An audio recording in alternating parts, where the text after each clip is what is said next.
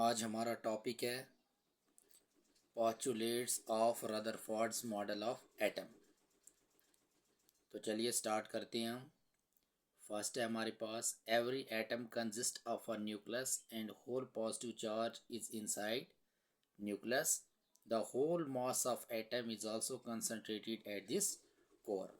तो देखिए first point कह रहा है कि जो भी एटम होगा उसमें न्यूक्लियस होगा और उसमें पॉजिटिव चार्ज जो होगा वो एक्यूमुलेट होगा और पूरा जो मास होगा एटम का वो भी न्यूक्लियस में ही प्रेजेंट होता है। ये कहता है Rutherford's model of atom. The size of nucleus is also very small compare to the atom. तो साइज जो होगा न्यूक्लियस का वो बहुत स्मॉल होगा और अगर उसको कंपेयर करेंगे हम एटम से। नेक्स्ट है extra nuclear part is around the nucleus where electrons are distributed.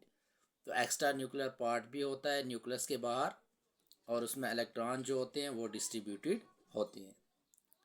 Next है हमारे पास limitations of Rutherford's model of atom. तो फर्स्ट है इसमें it does not explain the stability of atom. तो जो रदरफोर्ड्स मॉडल ऑफ एटम था ये एटम की स्टेबिलिटी को एक्सप्लेन नहीं कर सका। सेकेंड है it does not explain the spectrum of hydrogen and other atom. और इसने हाइड्रोजन एटम का जो स्पेक्ट्रम होता है उसको भी एक्सप्लेन नहीं किया और बाकी एटम्स के जो स्पेक्ट्रम बनते हैं उनको भी एक्सप्लेन नहीं किया। तो इसलिए इस मॉडल में कुछ लिमिटेशंस रह गई। तो इन लिमिटेशंस को दूर करने के लिए नेक्स्ट मॉडल आया और नेक्स्ट मॉडल है आपके पास बोर्स मॉडल ऑफ एटम। तो चलिए देखते हैं कि जो बोर्स मॉडल ऑफ एटम है इसमें क्या क्या पोस्टुलेट्स हैं। तो स्टार्ट करते हैं। Atom has central nucleus surrounded by electrons. तो first point Bohr's model of atom भी यही कहता है कि एटम जो है उसमें सेंटर में न्यूक्लियस होता है और उसको सराउंड करते हैं electrons. An atom consist of small heavy positively charge nucleus in the centre and the electrons revolve around it. तो कहता है एटम जो है इसमें हैवी पॉजिटिवली चार्ज न्यूक्लियस होता है सेंटर में और इलेक्ट्रॉन जो होते हैं वो इसके इर्द गिर्द रिवॉल्व करते हैं। तो ये पॉइंट सेम है रदरफोर्ड्स मॉडल ऑफ एटम से। नेक्स्ट है the circular paths are called orbits और शेल्स। जो सर्कुलर पाथ्स होते हैं उनको हम ऑर्बिट भी कहते हैं या शेल्स भी कहते हैं। नेक्स्ट है each orbit has fixed energy so this orbits are called energy levels और एनर्जी शेल्स।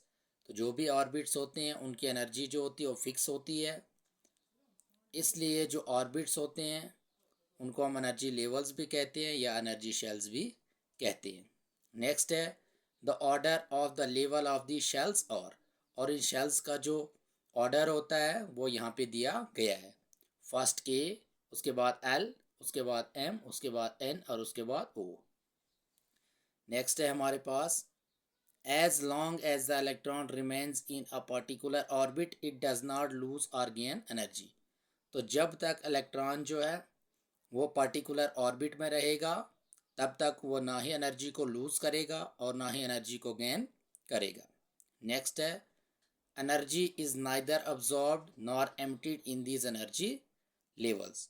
तो इन एनर्जी लेवल में जब तक इलेक्ट्रॉन रहेगा वो एनर्जी को ना अब्जॉर्व करेगा और ना एमिट करेगा। तो इलेक्ट्रॉन जो है वो तब एमिट करेगा एनर्जी को या तो वो लोअर शेल में आएगा या फिर हायर शेल में चला जाएगा तब वो एनर्जी को एमिट करेगा, लेकिन जब तक शेल में रहेगा तब तक एनर्जी को ना ही एमिट करेगा ना ही अब्जॉर्ब करेगा। नेक्स्ट है इसमें हमारे पास लिमिटेशंस ऑफ बोर्स मॉडल। अब जो बोर्स मॉडल ऑफ एटम था इसमें भी कुछ लिमिटेशंस रह गई। तो चलिए देखते हैं कि कौन कौन सी लिमिटेशंस रहेगी इसमें। तो स्टार्ट है यहाँ से। Bohr's model failed to explain the atomic spectra of atoms other than hydrogen atom. तो बोर्स मॉडल जो था ये फेल हो गया फिर से एटॉमिक स्पेक्ट्रा बताने में एटम्स का। हाइड्रोजन एटम के अलावा जितने भी एटम्स थे उनका एटॉमिक स्पेक्ट्रा नहीं बता सका ये। नेक्स्ट है it failed to explain Zeeman effect. ये ज़ीमैन इफेक्ट को भी एक्सप्लेन नहीं कर सका, उसके लिए भी ये मॉडल जो था ये फेल हो गया। नेक्स्ट है, it could not explain the ability of atoms to form molecules by chemical bonds. Next है कि ये एबिलिटी, एटम्स की जो एबिलिटी होती थी मॉलिक्यूल बनाने की, तो उस एबिलिटी को भी ये एक्सप्लेन नहीं कर सका। तो यहाँ पे भी बोह्रट्ज़ मॉडल जो था वो फेल हो गया।